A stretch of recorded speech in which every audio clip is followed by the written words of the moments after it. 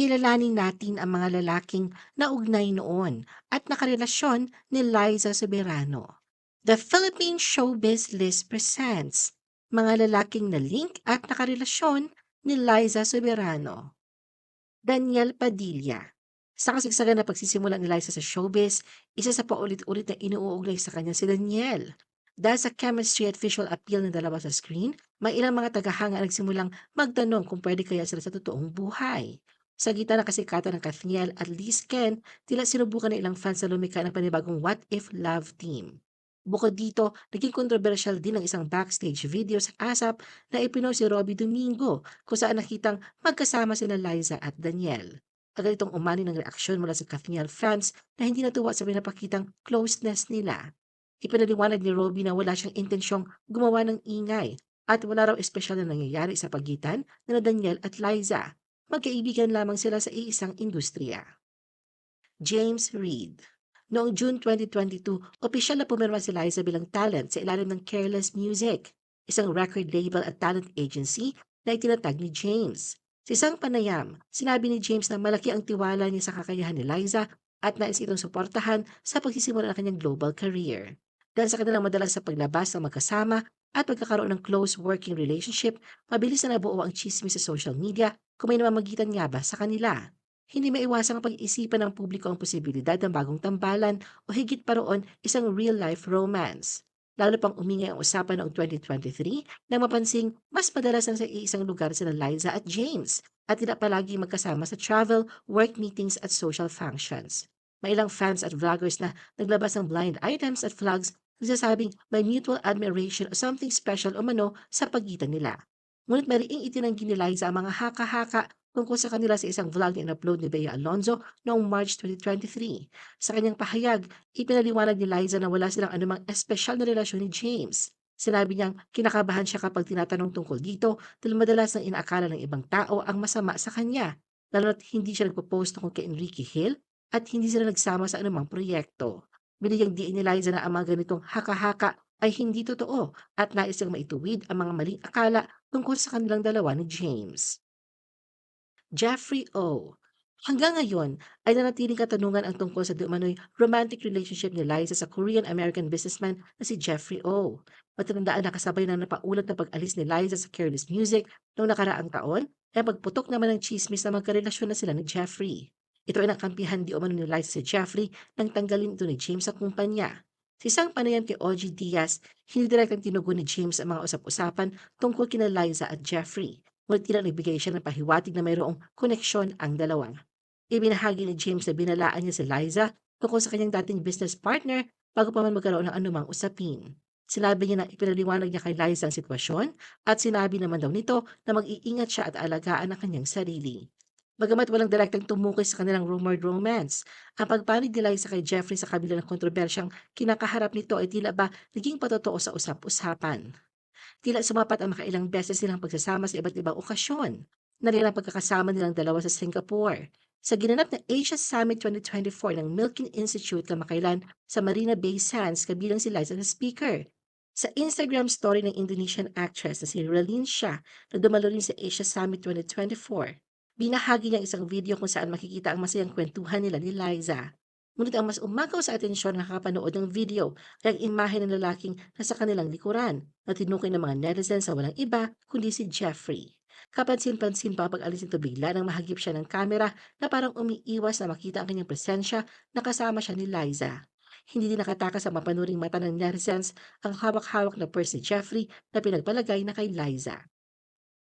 Enrique Hill. Bagamat marami ang inuugnay kay Liza, iisa lamang ang alam ng publiko ng kanyang naging karelasyon. Ito ay walang iba kundi si Enrique Hill.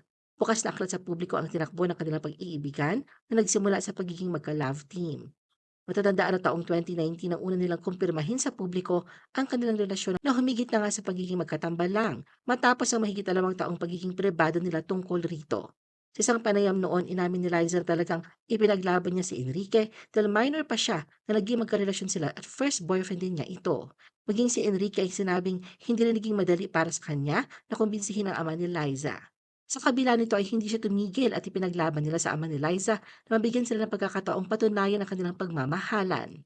Hindi naman nagkamali ang dalawa sa paglaban sa kanilang pag-iibigan dahil naging maganda nga ang kinalabasan nito. Patunay nga niya na matagumpay nilang karera sa showbiz mula sa kanilang hit teleseryes at pelikula. Bukas din sina Liza at Enrique sa pagsasabing nakatulong ang relasyon nila sa pag-angat ng kanilang pangalan sa industriya at patuloy na susuportahan ang isa't isa. Matibay rin ang paniniwala nila na ang habang buhay na ang kanilang relasyon. Ngunit sa kabila ng magandang samahang na ipapakita nila sa publiko, ay hindi sila nakatakas sa breakup rumors. Lalo pa nga itong nabigyang pansin na magdesisyon si Liza na ipursige ang kanyang Hollywood dream.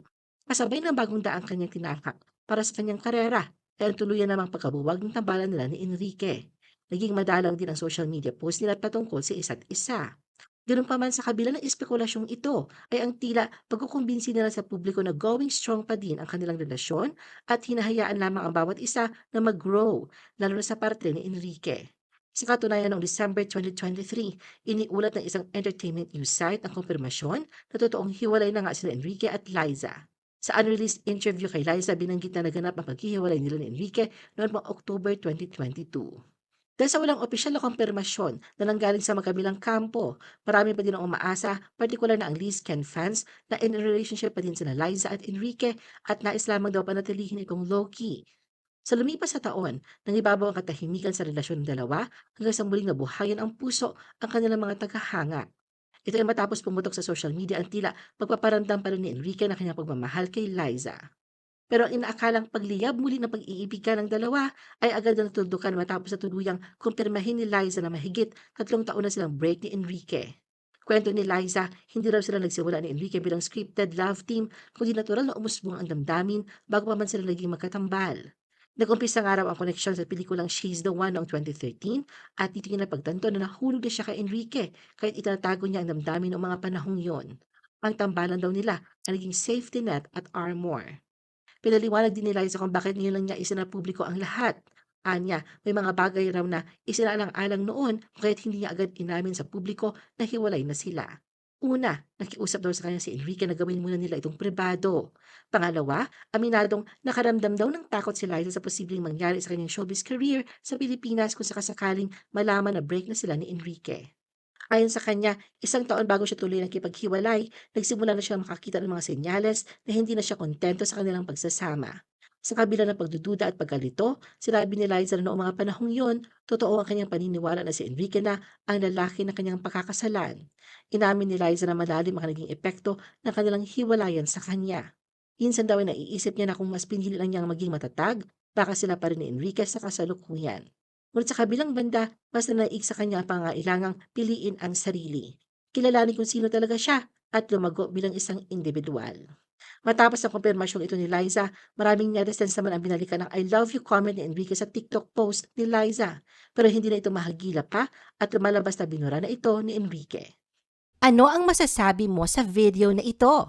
Mag-like o mag-react at huwag mahiyang mag-comment. For our YouTube viewers, huwag kalimutan mag-subscribe at i-hit ang notification button. At para sa aming Facebook viewers, mag-like at follow sa aming Facebook page para updated ka sa mga showbiz chika.